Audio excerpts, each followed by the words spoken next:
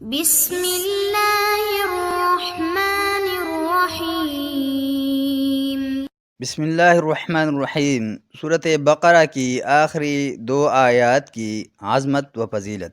سورۃ بقرہ کی آخری دو آیاتوں کی عظمت و برکت بھی بہت زیادہ ہے، جس کا پتہ اس حدیث سے چل جاتا ہے جس میں نبی اکرم صلی اللہ علیہ وسلم نے بتایا ہے کہ رات کو سونے سے پہلے سورہ بقرہ کی آخری دو آیات پڑھنے والا ہر آفت سے محفوظ رہتا ہے۔ چنانچہ صحیح بخاری و مسلم، سنن اربعہ اور دارمی میں حضرت ابن مسعود رضی اللہ عنہ کہتے ہیں کہ نبی اکرم صلی اللہ علیہ وسلم نے فرمایا، جس نے رات کے وقت سونے سے پہلے سورۃ بقرہ کی آخری دو آیات پڑھ لیے وہ اس کے لیے کافی ہیں۔ بعض احادیث سے پتہ چلتا ہے کہ سورۃ بقرہ کی آخری دو آیات جادو کا اثر ختم کرنے کی زبردست تاثیر رکھتی ہیں، اور جس گھر میں مسلسل 3 رات سورۃ بقرہ کی آخری دو آیات پڑھی جائے، شیطان اس گھر کے قریب بھی نہیں پھٹک سکتا۔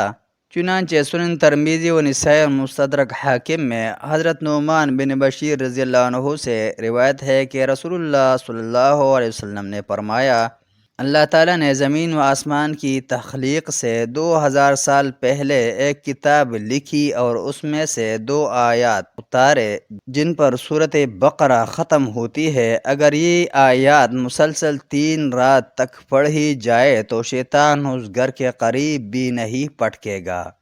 جبکہ ایک حدیث میں ہے کہ سورۃ بقرہ کی آخری 2 آیات پڑھ کر اللہ تعالیٰ سے جو حاجت طلب کی جائے وہ پوری ہوتی ہے۔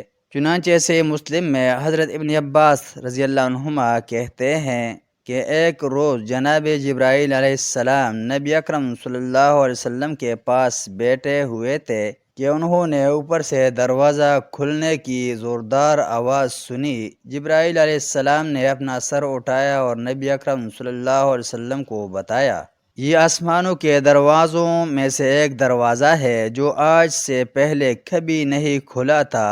اس سے ایک فرشتہ نازل ہوا ہے جو آج سے پہلے کبھی زمین پر نازل نہیں ہوا تھا۔ اس نے آپ صلی اللہ علیہ وسلم کی خدمت میں سلام عرض کیا ہے اور کہا ہے، آپ صلی اللہ علیہ وسلم کو 2 نور مبارک ہوں، آپ سے پہلے یہ نور کسی نبی کو عطا نہیں کیے گئے، فاتحۃ الکتاب اور سورہ البقرہ کی آخری 2 آیات۔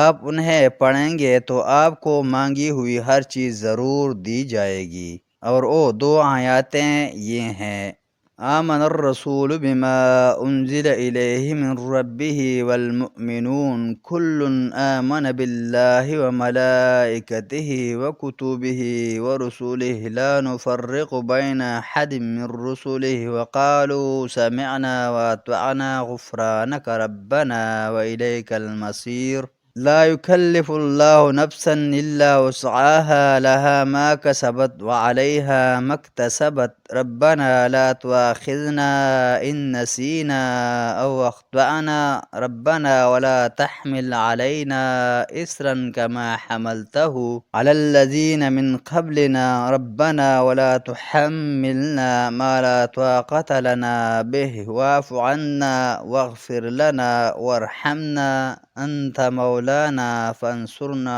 علی القوم الکافرین۔ رسول اس کتاب پر جو ان کے رب کی طرف سے ان پر نازل ہوئی ایمان رکھتے ہیں، اور مومن بھی سب اللہ پر اور اس کے فرشتوں پر اور اس کی کتابوں پر اور اس کے پیغمبروں پر ایمان رکھتے ہیں، اور کہتے ہیں کہ ہم اس کے پیغمبروں سے کسی میں کچھ فرق نہیں کرتے، اور وہ اللہ سے عرض کرتے ہیں کہ ہم نے تیرا حکم سنا اور قبول کیا۔ اے ہمارے رب، ہم تیری بخشش مانگتے ہیں اور تیری ہی طرف لوٹ کر جانا ہے۔ اللہ کسی شخص کو اس کی طاقت سے زیادہ تکلیف نہیں دیتا۔ اچھے کام کرے گا تو اس کو ان کا فائدہ ملے گا، اور برے کام کرے گا تو اسے ان کا نقصان پہنچے گا۔ اے ہمارے رب، اگر ہم سے بھول چوک ہو گئی ہو تو ہم سے مواخذہ نہ کرنا۔ اے اللہ، ہم پر ایسا بوجھ نہ ڈالنا جیسا تو نے ہم سے پہلے لوگوں پر ڈالا تھا۔ اے اللہ، جتنا بوجھ اٹھانے کی ہم میں طاقت نہیں اتنا ہمارے سر پر نہ رکھنا، اور اے اللہ ہمارے گناہوں سے درگزر کر اور ہمیں بخش دے اور ہم پر رحم فرما، تو ہی ہمارا مالک ہے اور ہمیں کافروں پر غالب فرما۔